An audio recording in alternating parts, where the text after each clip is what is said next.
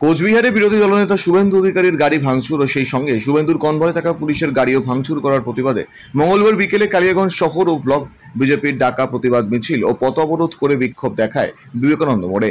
এদিন সুকান্ত মোড়ের বিজেপি দলীয় কার্যালয় থেকে প্রথমে প্রতিবাদ মিছিলটি বের হয়, তারপর শহরের বিবেকানন্দ মোড়ে রাস্তায় বসে পথ অবরোধ করে বিক্ষোভ দেখাতে থাকে বিজেপি সমর্থকেরা। এদিনে এই কর্মসূচিতে উপস্থিত ছিলেন জেলা তপশিলি সভাপতি তারিণীকান্ত রায়, জেলা সম্পাদক গৌতম বিশ্বাস, রাজ্য মহিলা নেত্রী ষষ্ঠী জয়সওয়াল, শহর মণ্ডল সভাপতি অপূর্ব রায়, বিজেপি কাউন্সিলর গৌরাঙ্গ দাস, কমল সরকার সহ প্রমুখ। এদিন যাতে কোনো রকম অপ্রীতিকর ঘটনা না ঘটে তার জন্য মোতায়েন করা হয় বিশাল পুলিশ বাহিনী। কামাখ্যা তারাপীঠ সিদ্ধতান্ত্রিক গুরু প্রশান্ত শাস্ত্রী। কামাখ্যা তারাপীঠ যজ্ঞ সহ যে কোনো সমস্যার সমাধানে একমাত্র ভরসা। ঠিকানা রত্নজ্যোতি শোরুম, রত্নজ্যোতি মোড়, দেবীনগর, রায়গঞ্জ, উত্তর দিনাজপুর। মোবাইল নম্বর 8629986786।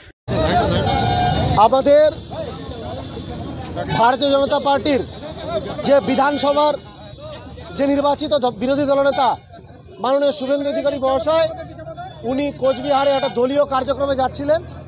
তো সেইখানে যে তৃণমূল আশ্রিত যে গুন্ডা, বিশেষ করে যে দুদেল বাহিনী, তারা তার উপরে আক্রমণ করে উদয়ন গুহর নেতৃত্বে। তো পদমর্যাদায় যিনি বিরোধী দলনেতা তার গুরুত্ব মুখ্যমন্ত্রীর সমান।